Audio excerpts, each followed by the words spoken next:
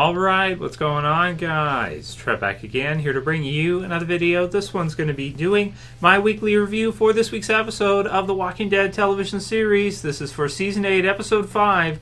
It's called The Big Scary You.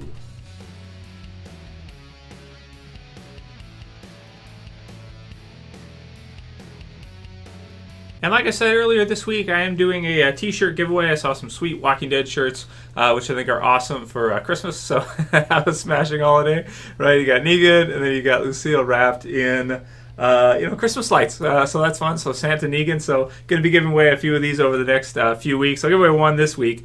And all you have to do is another one too. I survived the holidays, right? So that's kind of cool. Daryl Santa. So all you have to do to enter the giveaway for a t-shirt is to leave a comment below and be subscribed. So leave a comment below on what your favorite scene of the episode was to enter in this video. And I'll be picking a winner at random. So spoiler warning for the episode, the usual kind of thing. 5th episode for the season. So this season, Season 8, has just been off to an incredible start. This is kind of the first episode after the first quarter.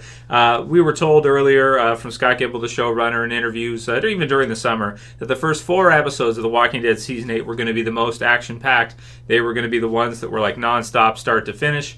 And they were. And this episode, too, though, I didn't feel like this episode was a whole lot slower. I mean, there was a lot of things they did in this episode. Of course, the pacing, is a little bit different from the first 4, but I feel like we kind of needed that just because, the action was just so rapid and just crazy and fast paced that they needed to switch it up a bit. But there's definitely some action in this one as well, too. And, for those of you, like I did a video, I think it was like last week, where we did the possibility between Rick and Daryl and who would win, because you could kind of see them starting to kind of, their viewpoints diverging in this one on what to do in this war about your innocent bystanders. So Rick, of course, does not want to just go right at the Saviors and blow the doors down and let all the zombies in, in that way, but Daryl does. So it's an exciting scene in this one to see the two fight it out a little bit, which is great.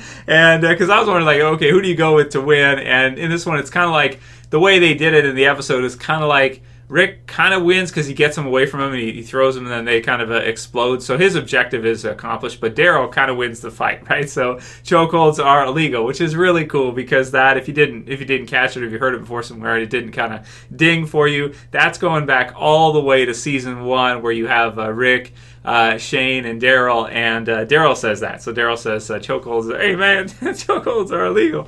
So that was really cool to see them do that, and there's a lot of things in this season, as we've seen, that really, because it's the 100th episode in the premiere of this year, really show back to the first season, and that was just kind of a cool little Easter egg they included in this episode. But all around, man, there was just so much happening, and this is one of those where I'm really glad, and I think it's a good decision if they can swing it for the budget, not to bottle off the episodes. If they bottle off the episodes, this is probably just a sanctuary-only episode where we don't see anything elsewhere. We don't have anything happening with Rick and Daryl. We don't get to see maybe the junkyard group, right? The scavengers, just starting to get involved there. But it was important because it's exciting as well too to kind of see that. And a lot of things, like we kind of, felt like we sort of knew that going into the episode, because in the trailer you do see Rick. There's a part with him captured by the junkyard group, so we knew that had to happen at some point. And I felt like it was going to happen around here, so it's perfect timing for it. It makes a lot of sense. Him and Daryl go their separate ways. Rick can't start the car after the 50 cal was like shooting at the engine and everything, which also makes sense. And explosives are lost in that. Daryl goes off on his own, and then Rick goes off on his own way, which will be to be captured. And then episode 6, we're thinking we're going to see him talking again to the junkyard group. And we'll have to see what they decide to do in this war, and whether or not Rick has the Polaroids with him that he has been taking. If he has the Polaroids with him and he can show them to the junkyard group, then you would think that would help maybe sway them in their direction, because right now it is true that the survivors are definitely winning this battle, I would say, as far as positions go and as far as taking out all these outposts, capturing a whole bunch of the saviors. Yes, they have had losses, so the kingdom was kind of a loss for a lot of it. But I mean, they pretty much pushed them right back inside at this point, and the Saviors are in a pretty bad state right now. So while we have that stuff going on that I absolutely love to see, even though it wasn't much of the episode, it was still great to see Rick and Daryl go at it a bit, because we don't really get to see anything like that very often. So that was kind of a really cool moment, and I love the the Easter egg back to the first season. So the main concentration of the episode, or the main location, of course, is the sanctuary, and we get to see their side of things. Has started from the beginning of this season. So we pretty much start off, I want to say, in the premiere in terms of chronological order, and we get to see, we even see a flashback sequence with Gabriel that kind of goes back to his past. We see sort of, all of the lieutenants there discussing what they're going to do, and then we hear kind of the gunfire going on outside, and we literally get to see Negan's position and the lieutenant's position right as he walks outside into the other point of view that we got to see at the beginning of the season, which was really cool to see that kind of flow in. Gregory's playing both sides, and Negan has lots of dialogue in this episode talking about dicks, which is funny, right? Calls him a thin-dicked politician, which is funny. Gregory refers to Maggie as a fox, like a fox into his head. She's kind of a fox, yeah, that's true. So people are a resource, right? Negan freaking out and everything. So it was a great intro, but definitely the catchphrase there I think was awesome, was the smile from Gregory, and that, here to take your confession, right? So that was so clean the way that just came off right at the end, and then they roll intro. So that was an awesome. It was like a longer intro sequence than we're used to, because you kind of get caught up. You got some sort of, I want to say like exposition, but some, you get to see the scenes from their perspective that bring us in, and then you have Negan and Gabriel in the trapped in kind of the section there, and you can also see the Negan 360 on AMC's page, where it's kind of like he's fighting off, and then he ends up going in there where Gabriel ends up going into, where we get the shitting pants line. But that was just so clean how they had the they had the line from Gabriel right there, and that might be the best line of the series from Gabriel. Either that one, or when he sneaks up on Negan last season and Negan calls him out on being creepy as shit, right? So that's funny. So I love that one. I love the smile, and I really love the dialogue. So we get to find out a little bit of the Here's Negan stuff, which if you haven't seen, I did a review of it in the channel, where we go through Here's Negan to the top, right there, in the backdrop. Here's Negan right there. So that goes through pretty much the comic book series version of Negan's backstory. And we pretty much get confirmation in this episode that they're not going to change Negan's backstory. If you want to know all about Negan's backstory, it's in my review in the channel for that one. You can watch that and hear all the details of him being, a high school teacher, this kind of thing, working with kids, and everything that he did. And he didn't, I won't spoil anything for any of you who don't want to know more details than that, but he talked a little bit about his wife and that kind of thing, but we didn't get to see, they didn't go that much into detail. They just kind of started it. So I am still hoping that eventually we get a whole flashback episode and we get to see, Negan's backstory 100% played by JDM, of course, which will be just amazing to see. I'm hoping next season, fingers crossed, that we get to see a nice flashback episode of Negan's time in the zombie apocalypse, or maybe they could even do some kind of special or something. That'd be cool. If they even did an AMC movie or something, which was maybe an hour and a half, something like that, and maybe not just a regular episode, but something like a special. That would be cool if they did a Negan flashback special. And they just use Here's Negan, and they just did it in the TV show. That would be fantastic to see. So I love to see all of the kind of dialogue between the two. I thought it was funny. Some things about it that I thought were a little bit strange. Okay, the fact that Negan knows the guts trick, to me, I was like, would he, okay, let's think about this for a second. Well, alright, it's been a while in the zombie apocalypse now. It's a few years in.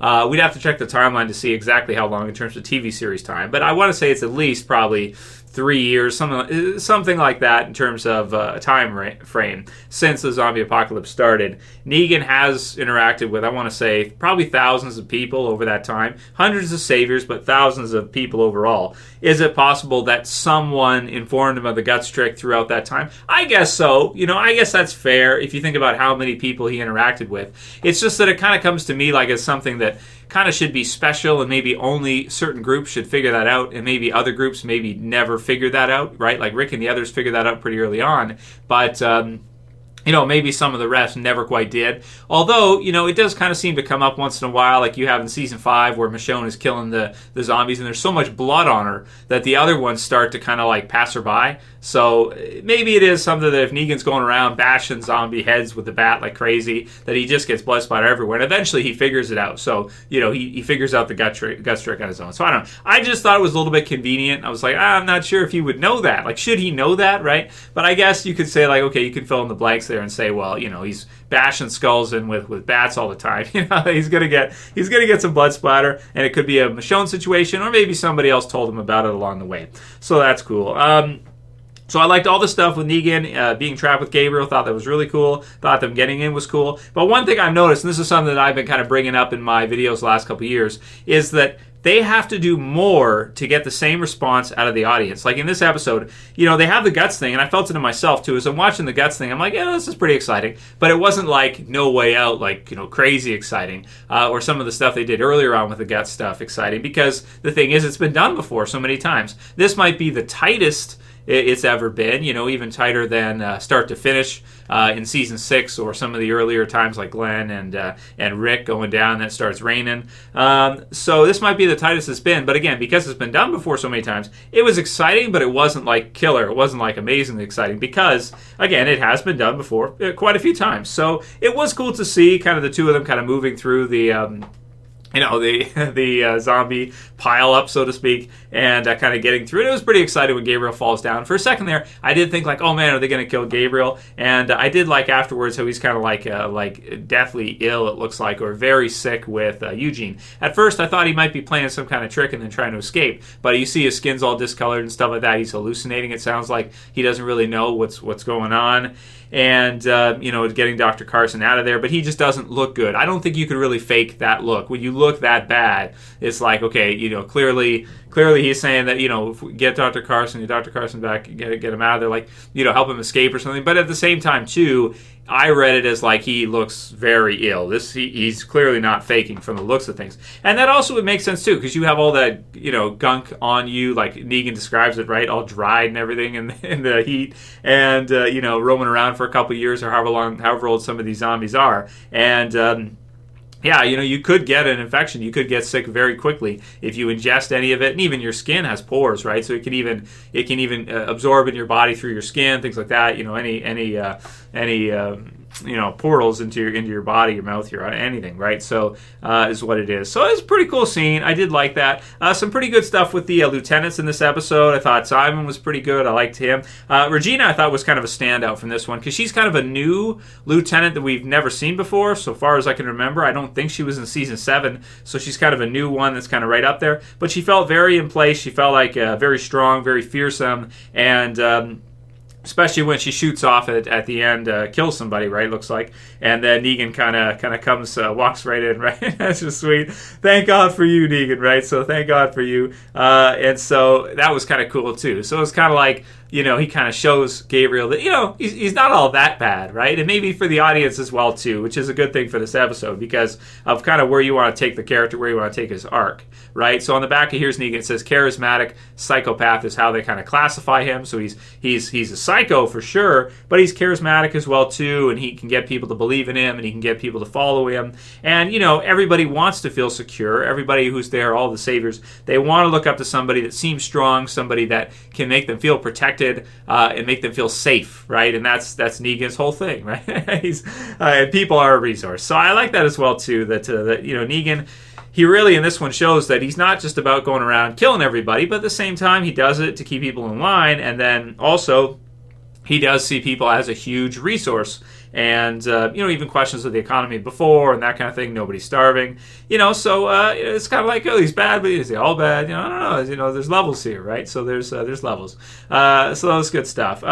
Going through, of course, we get the mention from Gavin that there must be a rat in the sanctuary. For all of this to happen, even though some of the guns were kind of part of the Savior's stash, which was good as well, too, because it explained how they had so many, and then also the line from Negan that he had a couple people go up in the windows, which made more sense to why Rick and the others were kind of blasting through all the windows. So they had a lot of things in this one that kind of explained parts of the premiere that some people might have been either fuzzy on or they just felt like didn't make sense. I guess in this one it kind of ties in a lot of those things there, like having the ammo, having all this stuff, and everything that's happened. Eugene kind of marks himself with Dwight's chess piece, which is kind of cool. And let's see, so that was all good stuff. It was really exciting. I mean, there's a lot of dialogue in the episode, so I kind of feel like I should go through it all, but at the same time, it's like, well, because there is some good stuff. There's some good stuff with Negan, some of his lines. There's some good stuff with Gregory as well too, and the lieutenants in a question of what's going to happen next. Of course, most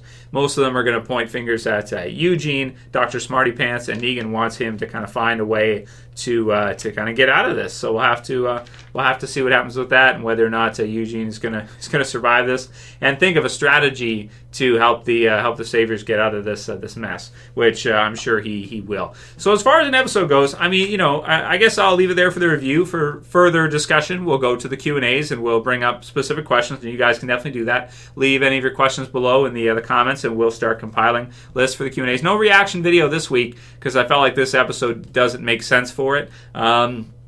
Just based on the kind of episode that it was. But in terms of score, I'm going to give it a 9.6. I really love the episode, and, I mean, it just had a lot of things going for it. It was a bit extended, which was great. You had all kinds of stuff at the Sanctuary. You had some exciting kind of guts stuff in here. You had some awesome Negan stuff. And then you also have some awesome, Rick and Daryl stuff thrown in there, too. So loaded. Another loaded episode. Season 8, absolutely killing it, loving it. And, yeah, man. So be sure to leave a comment below, guys. Be sure to be subscribed if you want to enter the t-shirt giveaway, and I'll be doing these for the next few weeks. Let me know what you guys thought about the episode. I really like the episode, man. I mean, maybe it wasn't like guns ablaze in like the first few episodes, but it cleans up a lot of that stuff. You have some great progression and character dev for Negan and even Gabriel too.